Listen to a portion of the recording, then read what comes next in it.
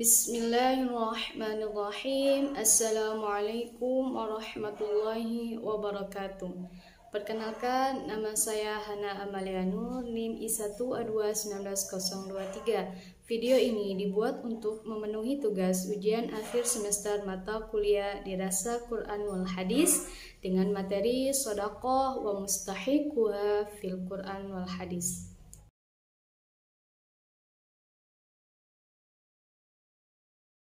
Pengertian shadaqah. Secara etimologi, kata shadaqah berasal dari bahasa Arab as-shadaqah. Pada awal pertumbuhan Islam, shadaqah diartikan dengan pemberian yang disunnahkan atau sedekah sunnah. Sedangkan secara terminologi, shadaqah adalah memberikan sesuatu tanpa ada tukarannya yang mengharap ridha Allah Subhanahu wa Ta'ala. Shadaqah adalah pemberian harta kepada orang-orang fakir, orang yang membutuhkan, ataupun pihak-pihak lain yang berhak menerima shadaqah tanpa disertai imbalan. Shadaqah atau yang dalam bahasa Indonesia sering dituliskan dengan sedekah memiliki makna yang lebih luas lagi dari zakat dan infak.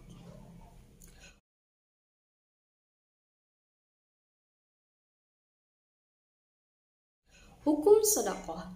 Shadaqah hukumnya ialah sunnah dengan dalil ayat Al-Quran dan hadis, yaitu mustahab yang dianjurkan, menyerahkan dengan cara dirahasiakan, boleh diumumkan asal tidak disertai dengan riya atau yang sejenisnya yang akan merusak nilai shadaqah. Satu-satunya boleh mengumumkan shadaqah adalah untuk tahaddus bini'mah atau motivasi, inspirasi bagi orang lain.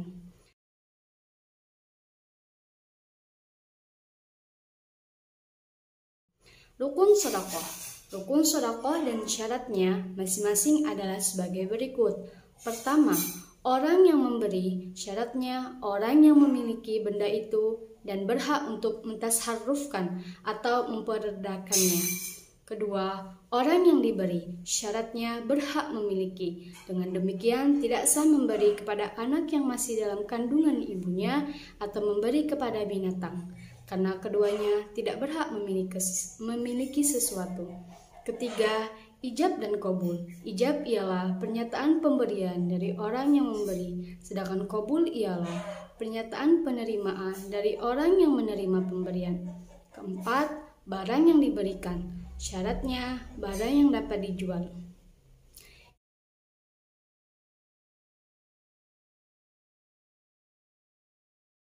Yang menerima shadaqah. Shadaqah sebenarnya dapat diberikan kepada siapa saja, dalam bentuk apa saja, kapan saja, dan di mana saja. Namun Allah menganjurkan untuk memberikan sedekah kepada orang-orang terdekat. Apabila orang-orang terdekat sudah merasa tercukupi, barulah sedekah diberikan kepada orang yang lain yang cakupannya lebih luas lagi, seperti masyarakat atau penyalur sedekah.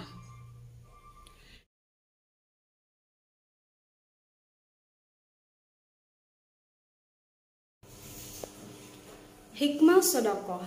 Memberi shadaqah kepada fakir miskin, kerabat, atau orang lain yang dilakukan hanya untuk mengharap ridha Allah, maka akan mendapatkan pahala yang berlipat ganda, baik di dunia maupun di akhirat. Selain sebagai bentuk amalan dan kebenaran iman seseorang terhadap perintah Allah Subhanahu wa Ta'ala, shadaqah memiliki banyak keutamaan dalam pelaksanaannya, antara lain: pertama, shadaqah dapat menghapus dosa.